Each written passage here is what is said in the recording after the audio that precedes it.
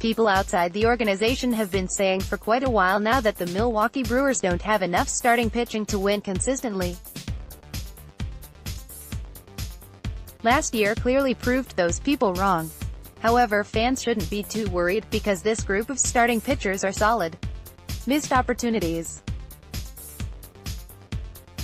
After the postseason ended and the celebration was over, many said the same thing: the Brewers need to get a top-of-the-rotation starter.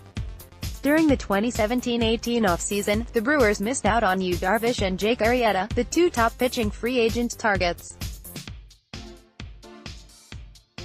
Darvish, 6 years at $126 million, and Arrieta, 3 years at $75 million, combined for 11 wins and 187 strikeouts in 39 games.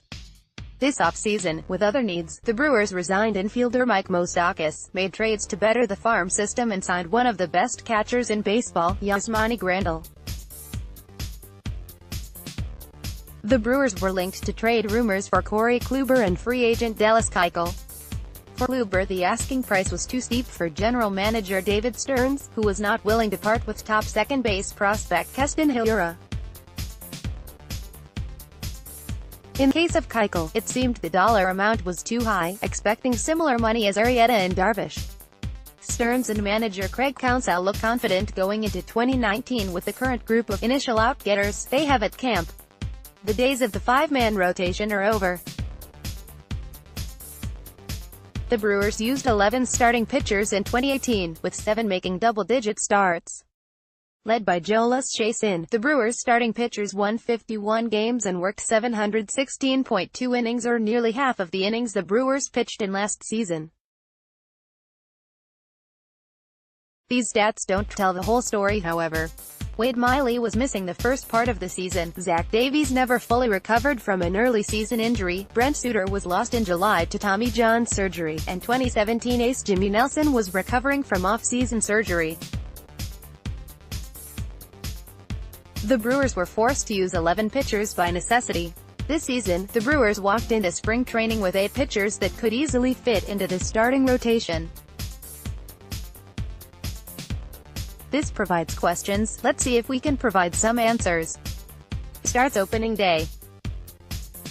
If you were to build a lineup and go to pitcher for opening day, why not go with the guy you trusted for 5.2 innings in Game 163 against the Cubs? Last year, Jhoulys Chacin quietly put together a quality season: 15-8 record, 3.50 ERA, 156 strikeouts, and a 1.16 WHIP in 192.2 innings. He had the 14th best ERA in the National League, 6th most wins, 10th best WHIP, and 24th most strikeouts. He is in the second and final year of a 2-year, $15.5 million deal the crew gave him last offseason. The return of Jimmy Nelson after Chacin. You can't ignore the determination of Jimmy Nelson.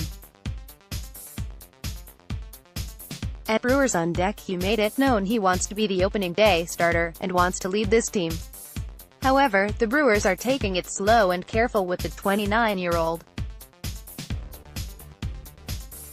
If he can repeat the 2017 performance where he had a 12-6 record, 199 strikeouts, 3.49 ERA, and a 1.25 WHIP in 175.1 innings, he will be a perfect second in the rotation pitcher, and will take the place of Miley.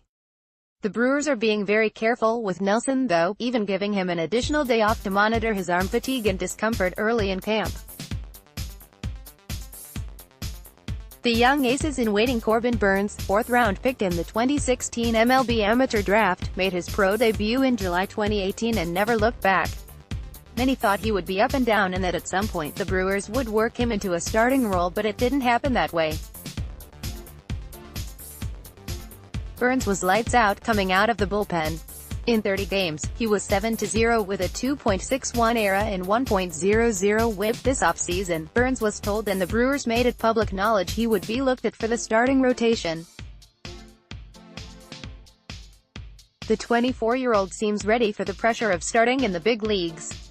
During the playoffs, it never seemed like the pressure was too much for him.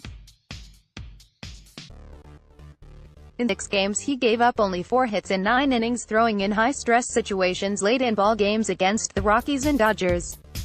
The Brewers drafted Burns to be a starting pitcher, and this season, he will take his rightful place in the rotation. More from editorials. Analysis: the other young pitcher that will most likely end up on the starting rotation will be 22-year-old Freddie Peralta.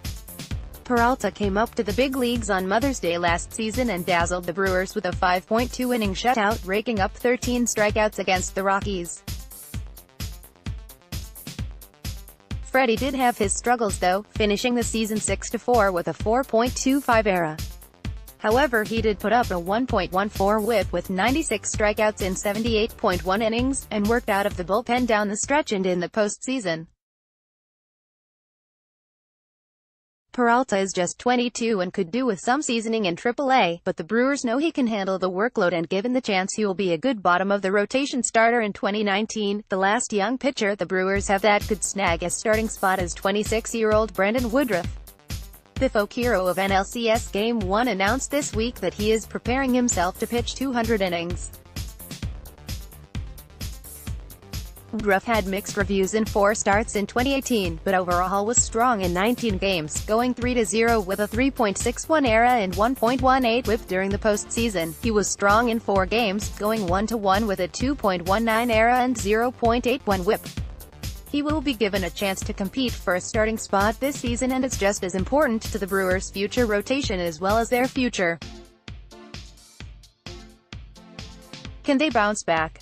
To say that Chase Anderson and Zach Davies want to get past 2018 would be an understatement.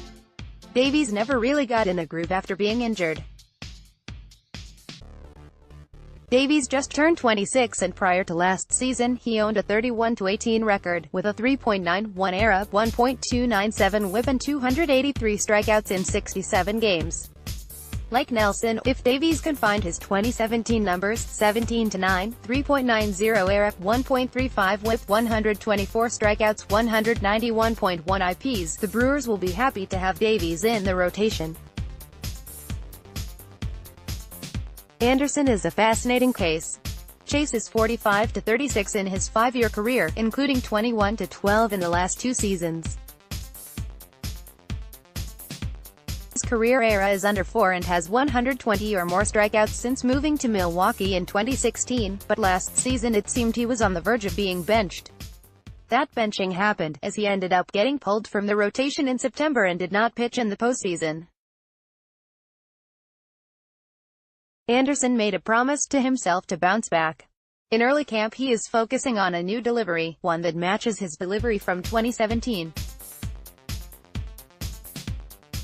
During the winter he worked with new Brewers pitching coach Chris Hook and bullpen coach Steve Karsay, hoping to find that magic again. They agreed he needed to change his delivery. If Chase can find that magic, he will be a good back-of-the-rotation pitcher for the Brewers in 2019. Want your voice heard? Join the Reviewing the Brew team. Write for us. Who else could be a starter? Those 7 are the current frontrunners, however the crew has so many others that can be counted on to start a game if needed. Junior Guerra was 6-9 in 31 games last season, getting 136 strikeouts in 141 innings. He was just above his career ERA in WHIP at 4.09 and 1.40.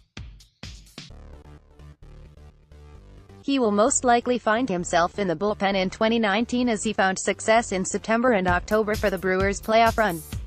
Aaron Wilkerson is another guy that is available for spot starts, but will most likely working out of the bullpen if on the roster. The 29-year-old saw action in 3 games last year, spending most of the 2018 season in AAA. The wild card could be 34-year-old Josh Tomlin, who is a bounce-back candidate after a poor 2018 season in Cleveland. The Brewers brought him in on a minor league deal, and are hoping that he can find the command and accuracy that helped him go 30-20 from 2015 to 2017. The long-shot suitor will most likely not be pitching in 2019 after Tommy John surgery, but it is all depending upon how he is feeling and the needs of the team. Brewers' current minor league pitcher of the year Zach Brown was 9-1 in Double-A, but will most likely spend the 2019 season in Triple-A. Next, giving a grade to the Brewers' offseason. Any way you look at the starting pitching options, the Brewers are set for near-term and long-term success. Currently, the Milwaukee Brewers are spending less than $25 million on the group they have, and with many of them in arbitration status each year, this allows the team to control the majority of them for years to come.